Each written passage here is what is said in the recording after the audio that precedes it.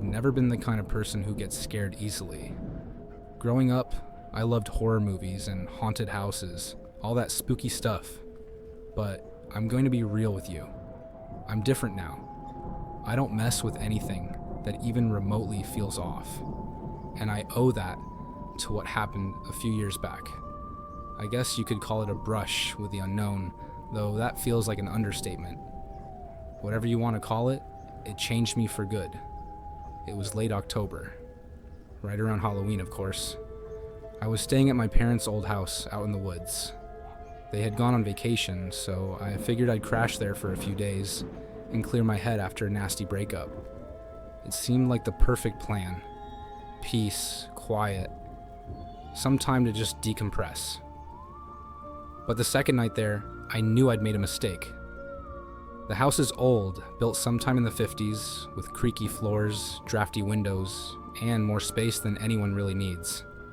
It's out in the country, where you can't see another house for miles. Growing up there, it always felt magical. Endless space to explore, trees to climb, and that feeling of adventure you get when you're a kid. But as an adult, that isolation hits different. It's not freedom, it's exposure. You start to realize just how vulnerable you are out there, surrounded by nothing but miles of trees and silence. The first night was fine. I unpacked, watched some TV, drank a couple of beers, and crashed early. The kind of night you expect when you're just trying to reset. But when I woke up the next morning, something immediately felt off. I went out to the backyard just to get some air and take in the crisp fall weather. But I saw something that made my stomach turn. There were footprints, deep in the dirt, right outside my window. Now, I'm not one to panic. I tried to rationalize it. Maybe a neighbor came by, even though the closest house is a good mile away. Or maybe someone was hiking. It didn't seem likely, but I was trying to calm myself down. But what really freaked me out was how fresh they looked. The tread was perfectly visible, like someone had been standing there, staring at my window, just a few hours before. And they were big, heavy boots. The kind you'd wear if you were walking through deep mud or snow. Only there hadn't been any bad weather. Just a crisp, dry autumn night. I knelt down to get a better look, and my breath caught in my throat. The footprints weren't just passing by. They stopped right at my window, and then led back into the woods. Someone had stood there, right outside my room watching. The feeling of being watched stuck with me the rest of the day. Every time I looked out the window, I half expected to see someone staring back, but I didn't.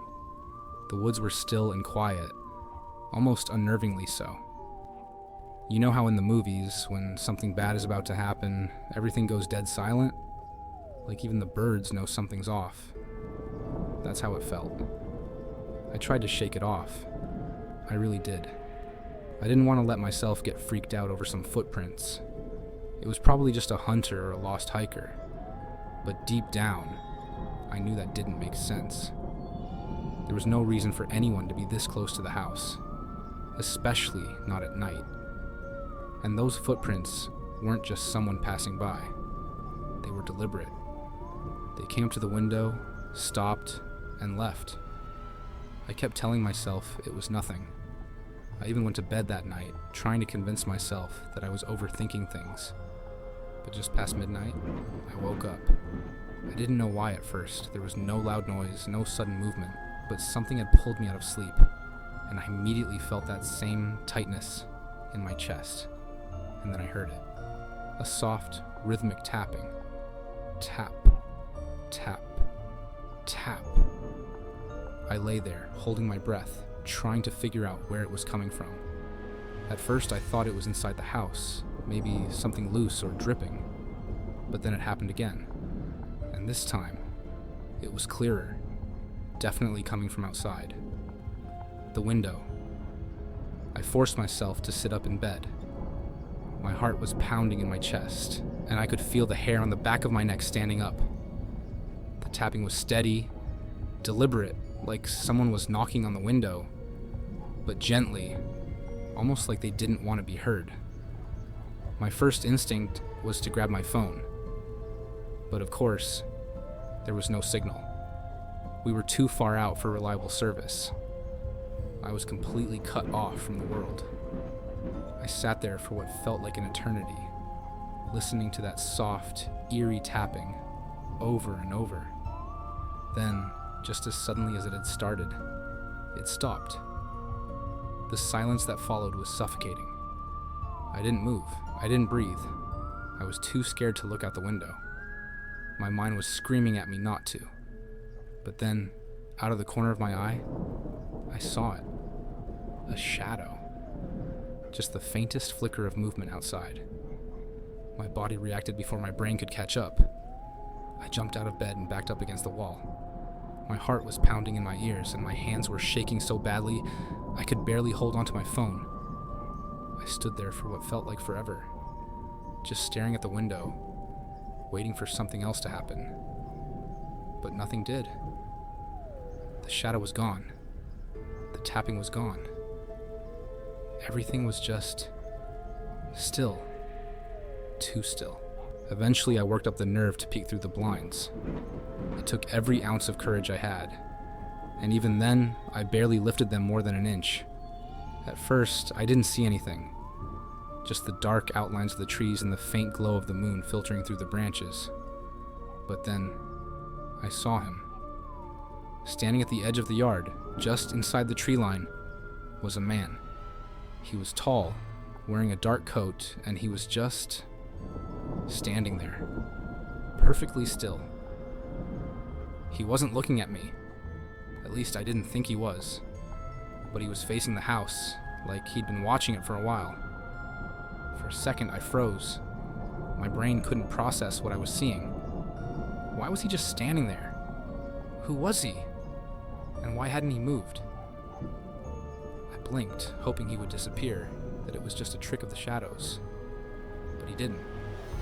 Suddenly the man turned his head, slowly, like he was looking at something in the trees.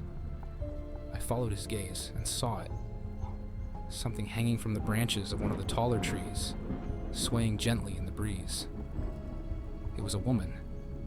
Her body was limp, her arms hanging above her head as if she'd been tied to the branch.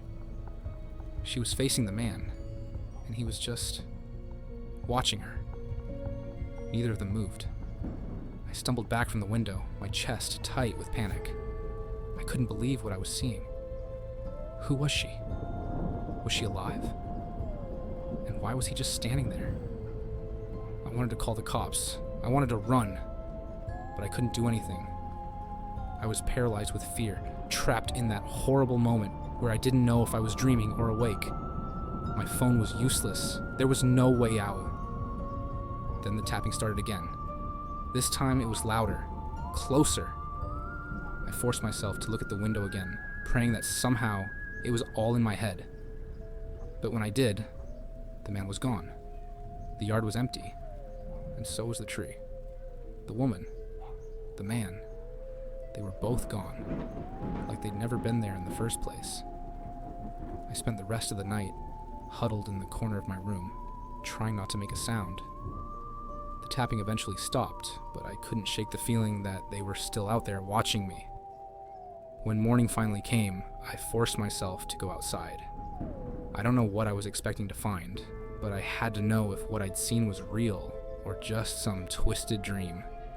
But when I reached the tree, the woman was gone. No sign of her, no rope, nothing. It was like she'd never been there. But the man? There were fresh footprints leading back into the woods. I packed up my things and left that same day. I haven't been back to that house since. My parents still live there, but I refused to visit, even for the holidays. I never told them what happened. I didn't want them to think I'd lost my mind. But sometimes I wonder if they've seen him too, the man in the tree.